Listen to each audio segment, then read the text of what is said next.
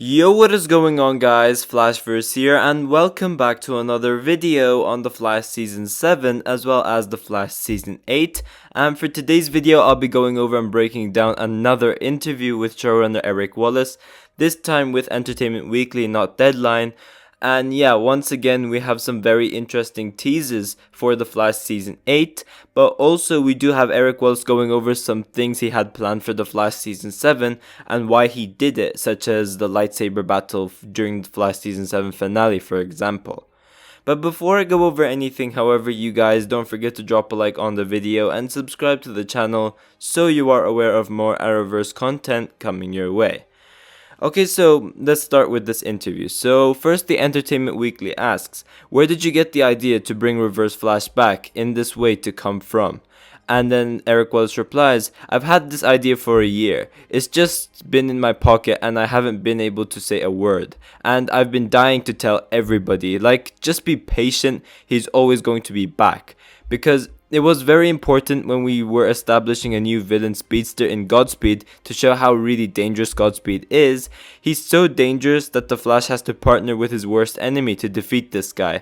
I told Karen, and Karen's the actor who plays Godspeed, and he flipped. I told Tom way early. Tom's been hiding this for 9 months. It's really hilarious. Good for him for keeping the secret. So yeah, the idea of bringing in the Reverse Flash for the Flash Season 7 finale, in my opinion, was just crazy. I absolutely loved it, and in my opinion at least, it made the episode 10 times better. I really loved his return. You know, just the idea of having the two arch enemies teaming up together facing off another speedster would have never crossed my mind, so yeah, I really loved it. Now, in regards to Godspeed and him being a dangerous threat, I just didn't feel that way. In fact, I was very underwhelmed by the lack of Godspeed we had. The original Godspeed, by the way, I'm talking about. He was the villain teased since the beginning of The Flash Season 6, and to only have 4 episodes with this Godspeed storyline, with the original Godspeed appearing on 1 episode, not only was he very underdeveloped as a character, but he just didn't feel as threatening as he should have been. He should have had at least 2 more episodes, and the interlude definitely prevented that from happening, and you could say the shorter season as well, which is more of a reason to why this interlude was a terrible idea if you were going for a shorter season.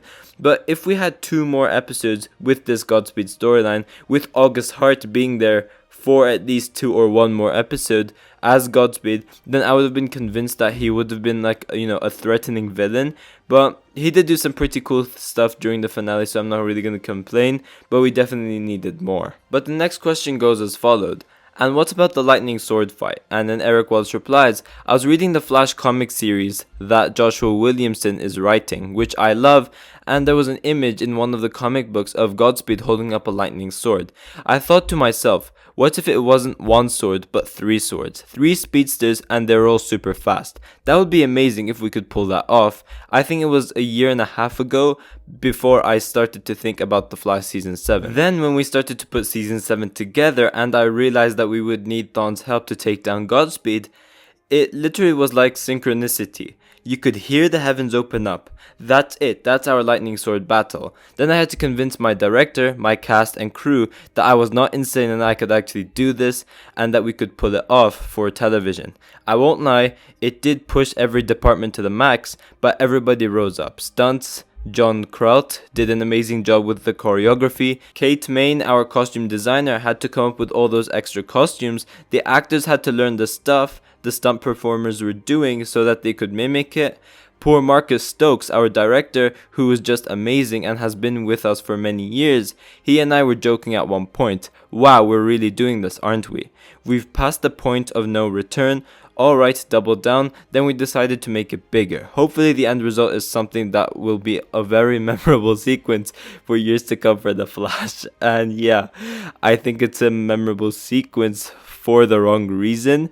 Now, this scene is very controversial. Some people love it, but a lot of people hated it. It was definitely like a hit or a miss. I personally loved it because the Star Wars fan in me just, took the better of me. I really enjoyed it. But, the idea of it is cool, but the execution was terrible. You know, like, Godspeed went through all that effort with summoning lightning from the sky to build the Speed Force construct, and then Barry and Thawne managed to do it like it was nothing. It literally felt like they pulled out a lightsaber from their belt. A, that made no sense.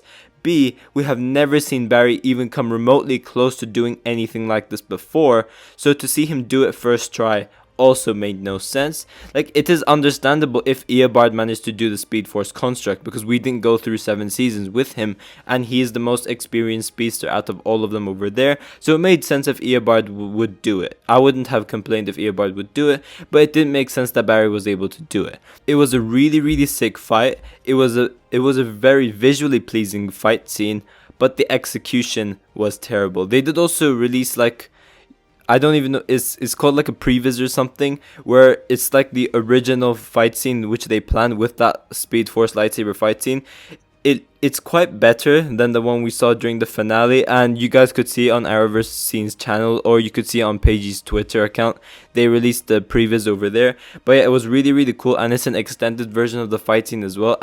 Yeah, it's a lot better than the one we ended up getting, so I do recommend checking it out if you guys are interested. In the past, you've said you had a multi-season plan when you took over as showrunner. Was Bart's Jordan Fisher introduction always part of that?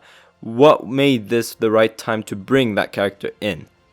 Yes, Bart has always been the plan, although ironically we were going to introduce Bart in season 8 and not season 7, then the pandemic happened and we had a whole bunch of time to think about how to reshape the season. I realized, let's pull that up. That might be a good thing to do in the 150th episode as opposed to waiting for season 8. Because to be honest with you, when we started to write all of this stuff a year ago, I wasn't sure what was going to happen. Would there be a season 8 at that point? So I couldn't take that chance. I wanted to make sure at least Impulse got an appearance. Fortunately, we did get an 8th season. So yeah, this was pretty cool. Obviously, Bart Allen was a character so many people wanted to see for a while now. So to have him appear a season earlier than planned was great. And yeah, Jordan Fisher just killed it. He smashed it out of the park with this character. And I cannot wait to see him again as Bart Allen. Do you have plans to bring Bart and Nora back next year? If I was a betting man, I would say you will definitely see Jessica and Jordan again next year. It's just a matter of when and how they return, because they're just so fantastic. You just can't wait to have them back on the show. So during the ending scene of the Flash Season 7 finale, Bart and Nora were still there, so I am expecting them to appear in the first few episodes and then they leave. Maybe they're in the 5-part special event, I'm not entirely sure. Saying that Jordan Fisher will be going to Broadway like a while later, so he definitely isn't staying for more than a few episodes with Nora. Was Iris gaining speed powers a one-time, or more accurately a two-time thing, or will she keep them going forward?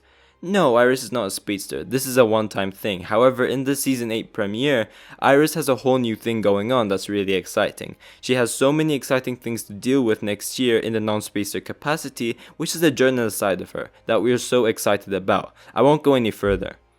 So about this, Eric Wallace has been saying the same thing about Iris' journalism for a few years now. He said in Season 6, he said in Season 7, and now he's saying it again.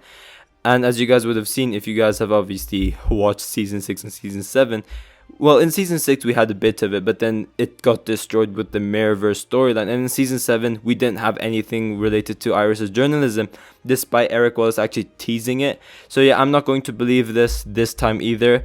And when he talked about the Flash evolving as a character as well, I'm not going to believe that as well from the Deadline article.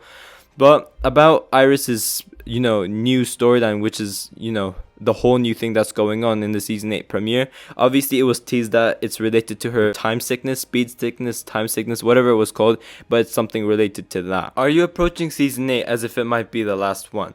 I get this question all the time, and it's weird because I honestly don't know whether or not it is. So I'm just treating it as, let's just tell the best season we can. It's something I tell the writers all the time. Tell every story every week as if it is the last episode of the show and we get the privilege of telling. That's how we sort out our ideas, by priority. Because we have such a talented group of writers. We have so many ideas that we can't get them all in a season, but that's great because that allows us to prioritize. But all I can tell you, and this is total honesty, we will continue to do what we always do, which is approach every episode as, how can we make this episode and this season the best one ever? Now, this answer I refuse to believe as well. If you call a dumpster fire of a season 7 telling the best season you can, then clearly people need to be worried for The Flash season 8 because the majority of the season was unwatchable. I honestly hope Eric Wallace takes criticism seriously because it seems like he actually doesn't. I hope he takes criticism seriously from the fans and actually fixes his mistakes with season 7 because that's what made Arrow work after season 4. The showrunners and writers took the fan reception of season 4, which obviously I would rather watch Teletubbies over Arrow season 4 because Arrow season 4 was god awful, unwatchable to its core. And basically the showrunners and writers took the fan reception of Arrow season 4 and fixed those mistakes, and then we ended up getting the best season in TV history in my opinion, which is Arrow season 5. So I honestly hope this show takes itself to another direction, just like what Arrow did, because with Arrow it worked. We went from one of the worst seasons, or the worst season in television I've ever seen, to the best season of television I've ever seen. So I honestly hope this show takes itself to another direction because I cannot suffer going through a whole season of unwatchable episodes again. I had the opportunity to speak with Cress Williams when Black Lightning ended, and he mentioned that The Flash had reached out to him about guest starring next season. Has there been any movement on that front? And is he one of the heroes that may be featured in the special 5 episodes at the beginning of season 8? There's so many guest stars that we want to bring over, and those will be all announced later, so I don't want to drop any spoilers, but I will say the whole gambit is open. It's wide open. We are considering literally every character from every Arrowverse show to potentially come and play with us for part of this 5 special event. So who knows? Ask me that question in 3 months. So yeah, we obviously knew that other characters from our other Arrowverse shows were going to appear in this 5-part event.